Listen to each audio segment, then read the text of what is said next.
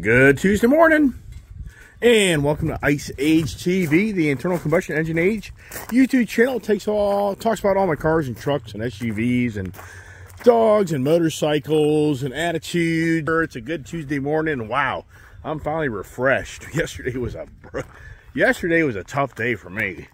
Sometimes your body just turns off. Have you noticed that type of feeling some days, like you hit a wall? Hey, thanks for tuning in my channel, watching my channel. Appreciate all the people that participate and get the comments. A lot of fun. I enjoy it. I like to talk. Can you tell? But wow, I am re-energized, thank goodness, because wow. So here, the middle of October here, and definitely the change of season. It's cool up here. You can just see how the leaves are starting to change, and it's a cool day, overcast. It's that time of the year, everybody, where the days are getting shorter. Come on, Pup. No, come on, Scout. Scouty, get over here.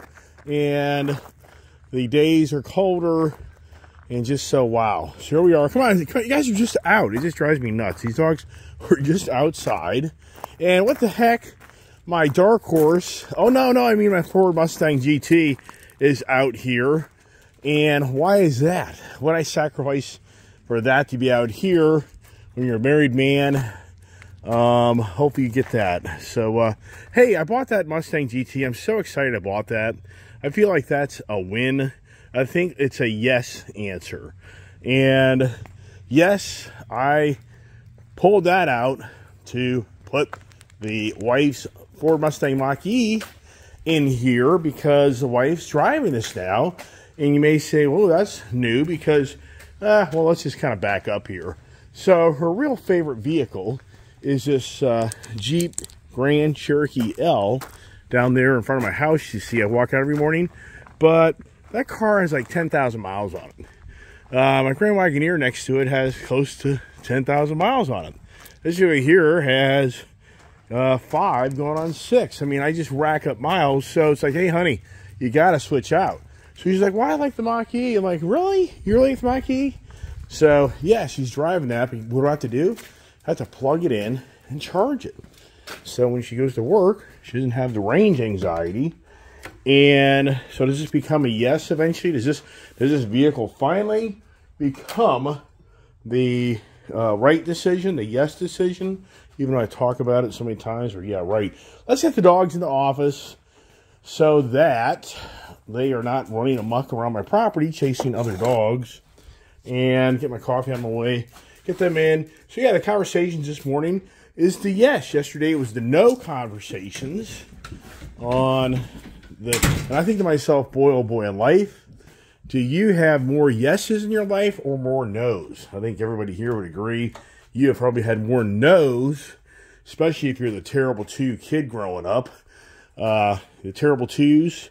Yeah, you're telling your little baby to no. It's just like Kiefer. Even puppies, no. So, just that light on here. I got to think this morning that, boy, it's just so incredible on how the different brands and manufacturers of cars, on how they design things. And there's just such complete different vehicles. And that's why I like to have, I'm drinking my coffee, so sorry for the pause. That's why I like to have all these different vehicles. Not if you're like, why? Because I like the experience of riding the different vehicles.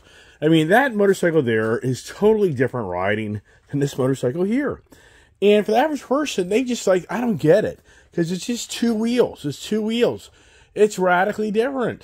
That motorcycle Harley to that Harley over there, it's radically different riding motorcycles. And that's been my addiction to life, is owning things where I get to experience the different types of rides. And what I thought about last night, well, here's the Rocket. I was saying the motorcycle. I mean, this motorcycle here, so many people, I think I'm not going to ride this bike. This is a bike. This motor, this thing is just so badass. I mean, you're sitting on this motorcycle, this whole engine just rumbles through your body. The amount of power it has, the fun factor, I mean, it's just an incredible bike. I'm going to ride this bike. I think a lot of people think this thing's going to sit and get dust. No, it's not. I like this motorcycle, and I'm definitely going to ride it because it's such an exhilarating, fun. For me, it's like driving my Hellcats.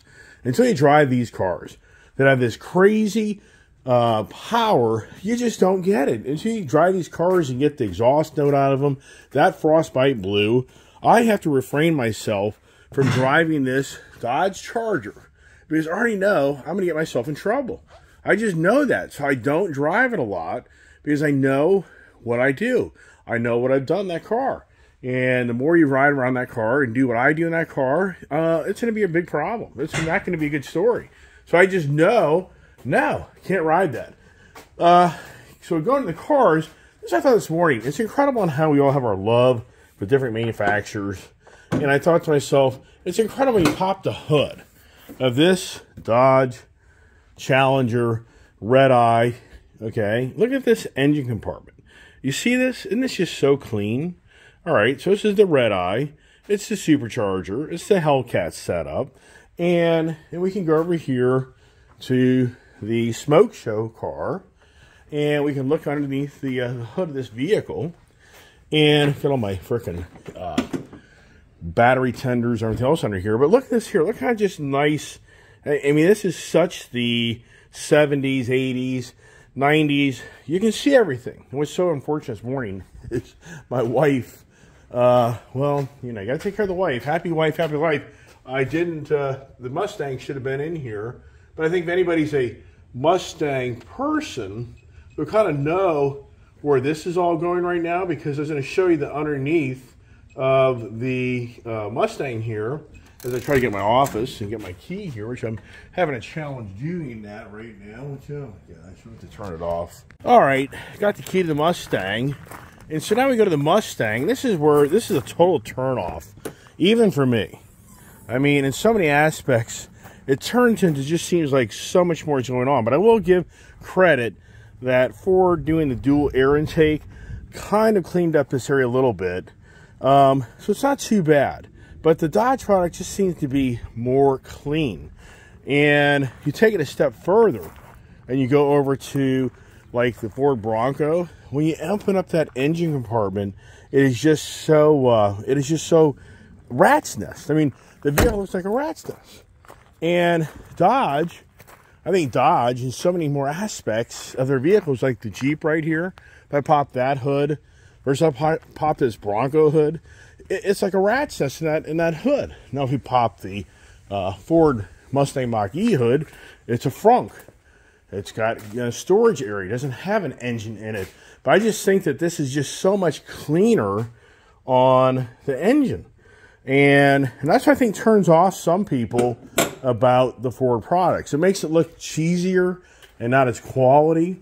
But I mean, look at this here. This to me is just it's more clean to me than the Ford product is. You go to those 4-cylinders, it really gets kind of like, wow, what is that? Yeah, look at my Triumph. I mean, to me, this is just such technology as far as just really, to me, quality. This Triumph motorcycle just emits quality. So here's the yes things. I think, yes, for me, that's a challenge for us as individuals. We do things, we buy things, and then at the end of the day, you think to yourself, did you make the right decision? Did you say yes? It took me basically close to 4 years to finally say, yes, I think this is the right decision. The Hellcats, right out of the gate, I wanted these cars. So that was never a debate. The Harley-Davidson CVO 2023 redesigned new model, it was hard for me to come to a yes on making a decision to buy this by giving up my CVO Limited and my Fast Johnny. I came to closure. I wasn't going to do it for a Street Glide, but then the Road Glide came available, and I made the decision to get rid of them. And sincerely, yes, it was the right decision because I do like this motorcycle. It is a whole different ride.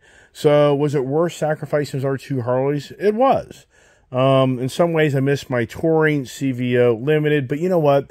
That was a really heavy motorcycle. It had the bigger front tire on it, and it did have a little bit of that funky type of walk. When you go through corners in that bike, it would do this. So it did have a little bit of a steering wobble in it in going through the corners. It wasn't radical like my Indian is. Yeah, now somebody say, well, yeah, what about the Indian stuff here? You've got a major problem with your Indian Pursuit. And I waited over a year, basically a year and a half. I ordered an Indian Pursuit on my birthday in 2022. Never was able to pull the deal off. And then finally, watching my channel, by accident, I ran across a brand new Pursuit, and I bought that. And now, is that a no or a yes? I mean, in so many aspects, that seems that was a big mistake. Yeah, so I don't know. That's an ongoing gear on today. You've got my warmer clothes and my probably my stained shirt from crawling around my hands and knees. So the Indian right now, the Indian Pursuit, in so many ways, I probably should have just said no the day I was down there to sell my other motorcycles, taking the money and just moved on. And why is that? Why is it that right now, for me being kind of the Indian guy, I mean, just not seem to be as excited about the Indian product as I was? I mean, sincerely, I don't know. I just have mixed feelings on the Indian product. I just have so much more fun on the new Harley. This new Harley, in so many ways, has ruined my Indian. What's interesting about this is in September 2019, when I purchased my first Indian Dark Horse Roadmaster, it ruined the Harley-Davidson CVO love. When I picked up my Indian Challenger in November of 2019, it ruined my CVO 2018 love. But now, here we are, now really 4 years later, hard to believe for me, 4 years later, gee, wow, time flies. The Harley new CVO is so many ways, is so much fun. It's borderline taking away the love of my Indians. And even the point that if they have the updated CVO Limited tour, would I maybe get rid of my Indians for that? I probably would. It would probably be, maybe I'd just get rid of the whole Indian affair. I don't know. Mixed feelings. I love the Triumph. And, I mean, this is just a whole different ride, and that's what I like about it. So for me, in my shop here, just share with you, I feel like, yes, that was the right decision. I feel like my Gold Rush, yes. Frostbite, yes. Smoke Show, yes. This here, a big no. The EV vehicle, a big no on my decision. I feel like that was a huge mistake. Should not have bought that vehicle. Back here, just talked about it.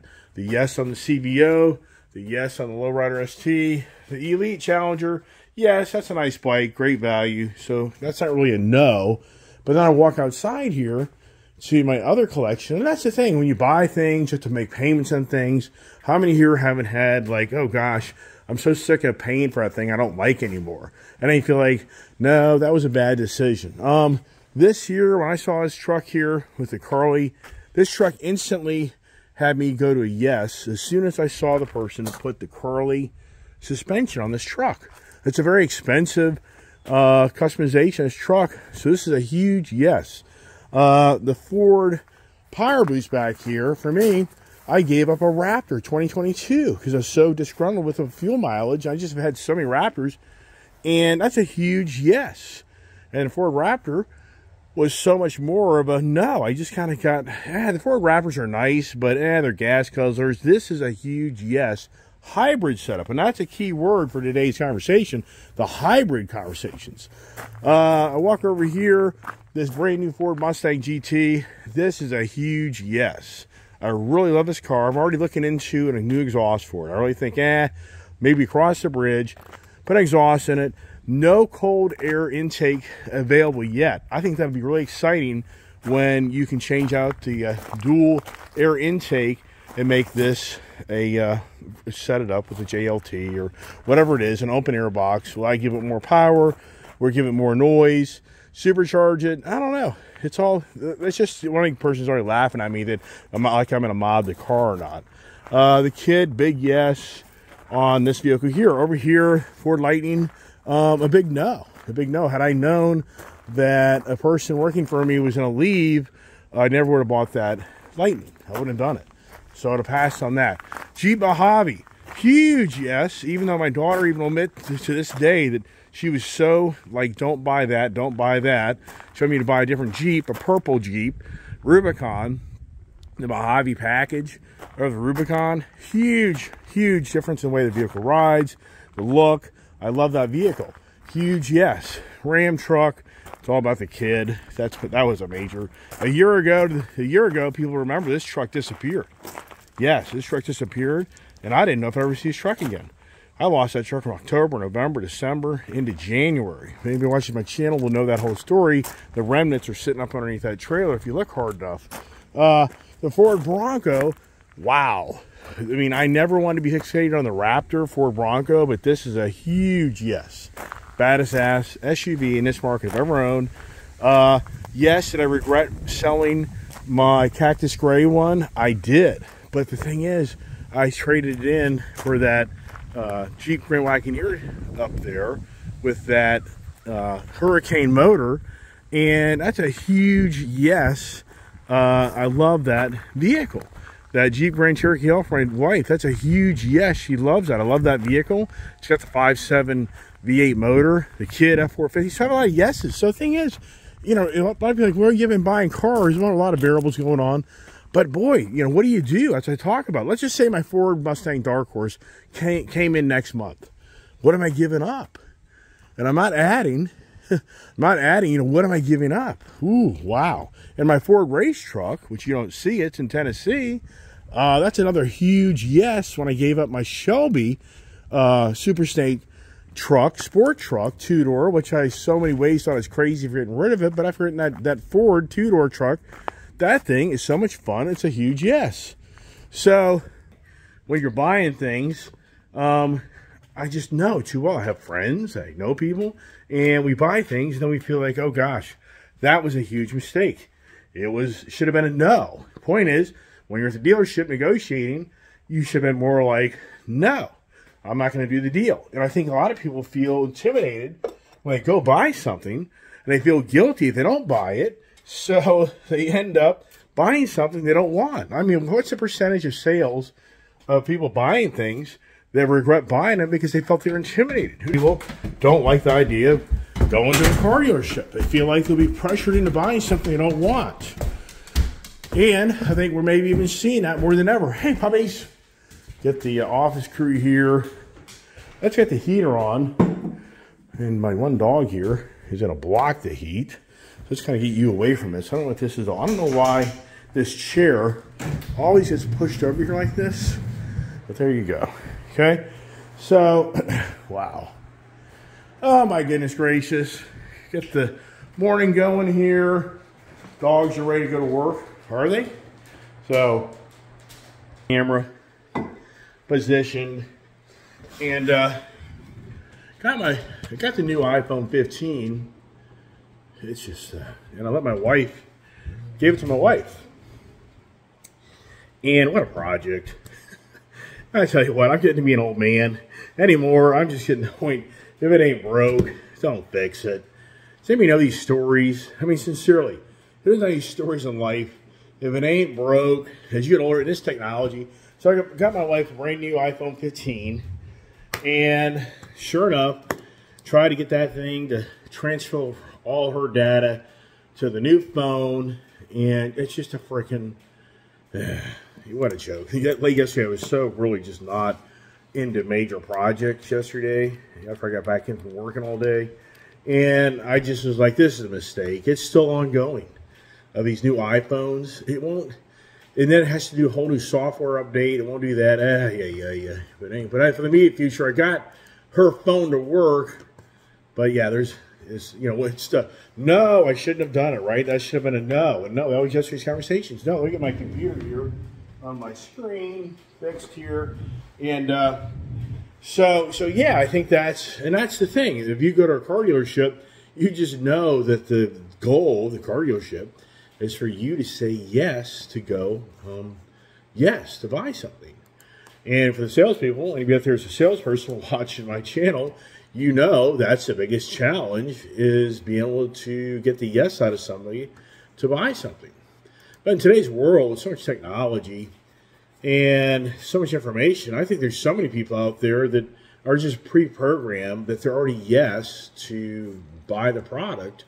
And that's where I talk in other videos about the order taker versus the order getter. I got to turn on more heater here, so excuse the excuse me, jumping back and forth between all the computers and everything else. And that's what is interesting about, for me as a salesperson, very young in my career, I learned I want to be an order getter, not an order taker, because the way these businesses, big automotive dealerships, operate, people are preconditioned to what they want to buy usually. They've been done all the research.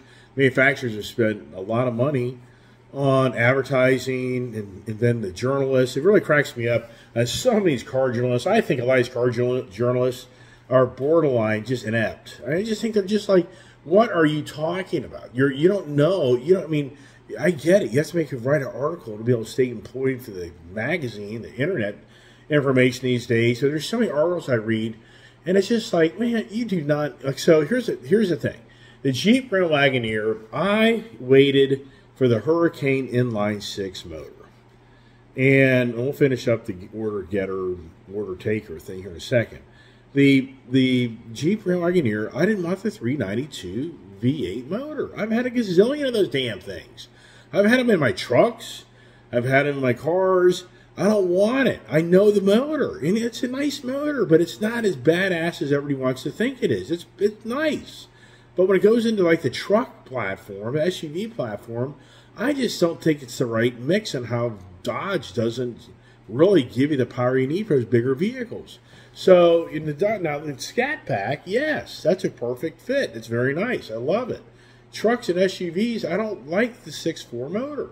I don't like that 392 Jeep Rubicon. It's too damn expensive. It's a gas hog. I would pick up the inline 6 Hurricane preferably. So then here's the point.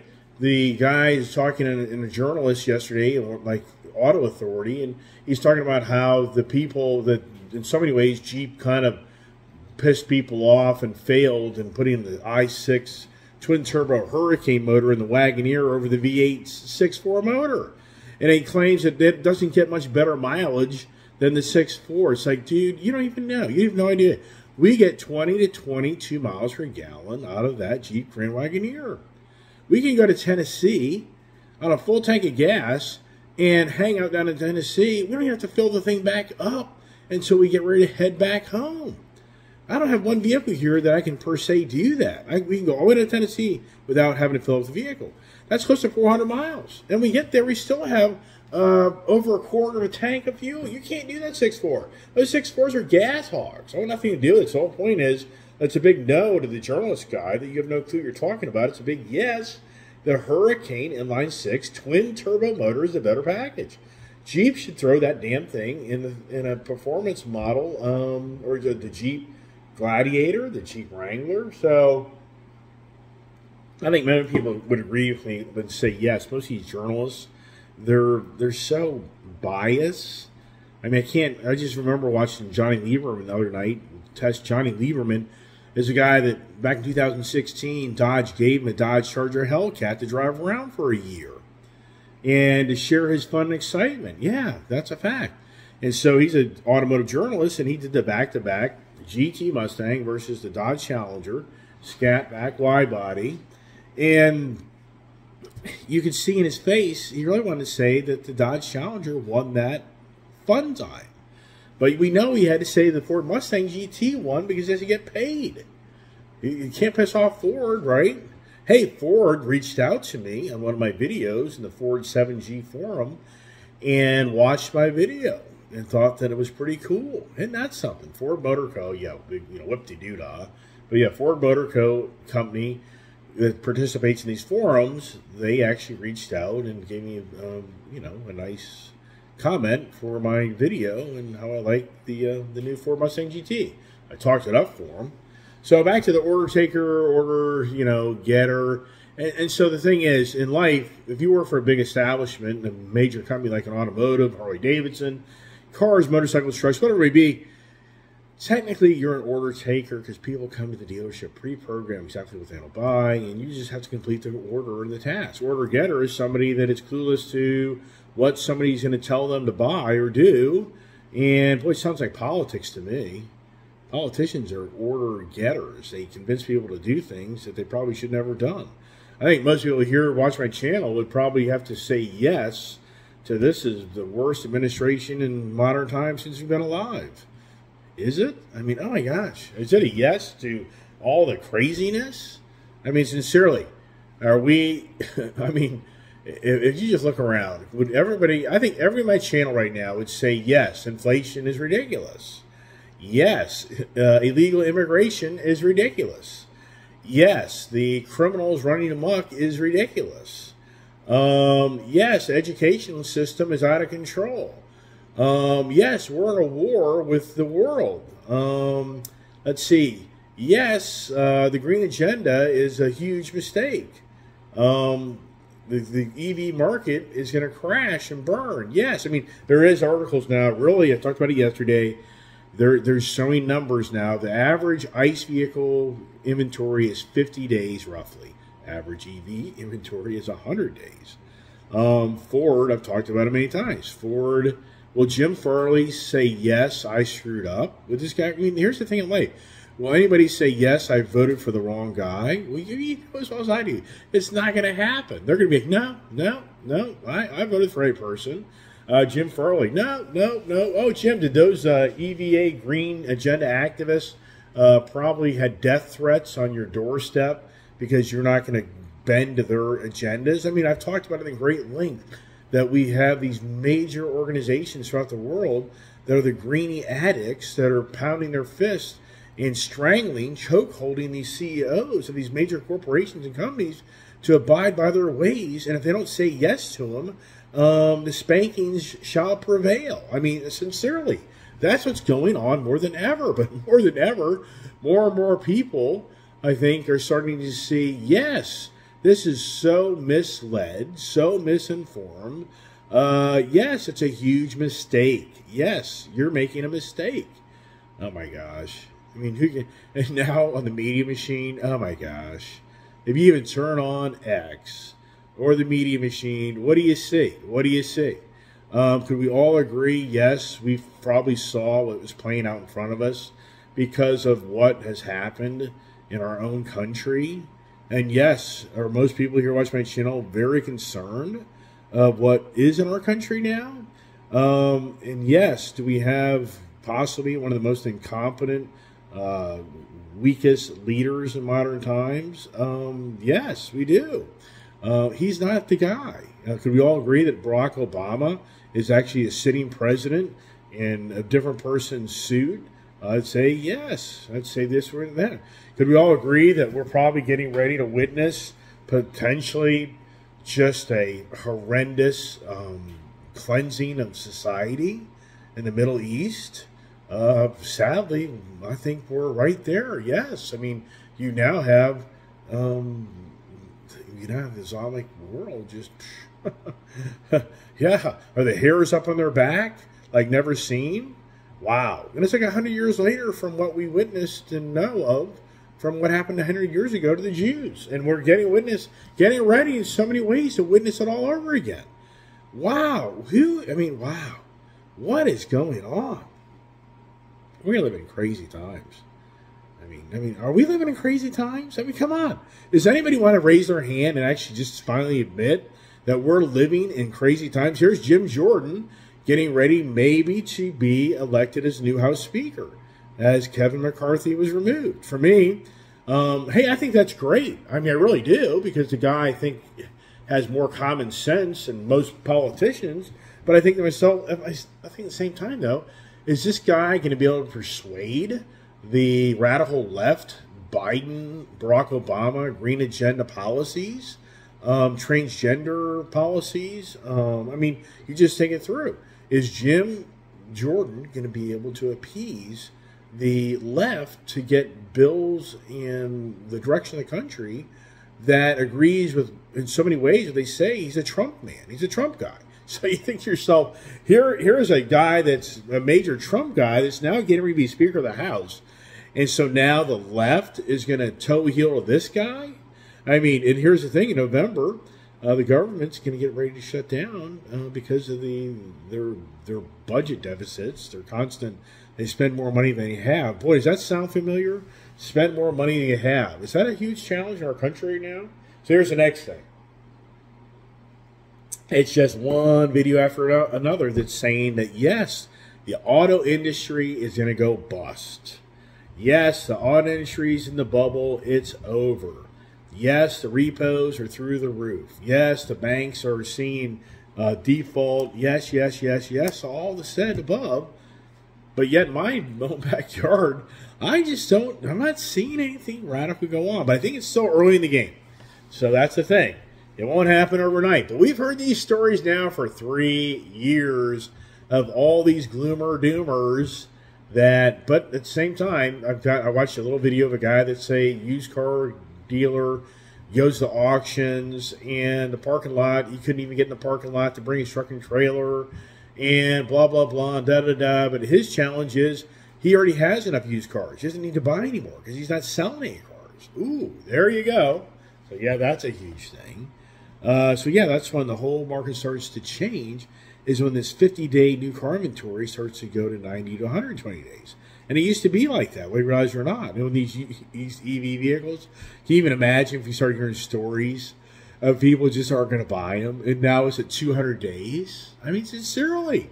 I mean, where is it going? Where the dealerships, I mean, what do they do if somebody wants the car? I mean, what are they going to do? And that's what I was saying the other day is, oh my gosh, for the EV agenda, the most dominant thing that I hear a person buys an EV vehicle is not to go to the gas station anymore. I mean, that's a driving force. I truly believe that for the EV vehicle, and don't get me wrong, the EV vehicles have incredible power for bringing these performance. I'm talking for the average individual that can afford a $60,000. Wait a second, I just saying average individual can afford a $58,000. That's the average price of an EV vehicle is $58,000 to get your EV car to not go to the gas station. Yeah, it's so badass, you know, performance. No. You're not going to get the badass performance out of a $58,000 EV vehicle per se. Sure. Oh, here's the thing.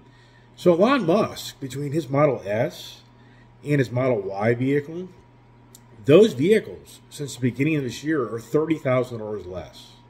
Do you just hear me? The $109,000, $114,000 Tesla models are now $79,000, like $74,000. They're $30,000.